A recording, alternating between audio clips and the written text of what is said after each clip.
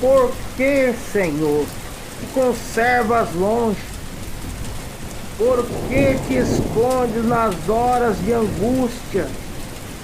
Com arrogância, os ímpios perseguem os pobres, e eles sejam apanhados nas ciladas que armaram. Pois o perverso se gloria da sua própria cobiça. O avarento maldiz ao Senhor e blasfema contra ele.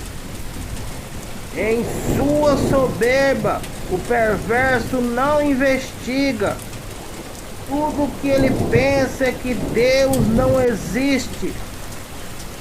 São prósperos os caminhos dele em tempo todo, muito acima e longe daquele que estão nos teus juízos.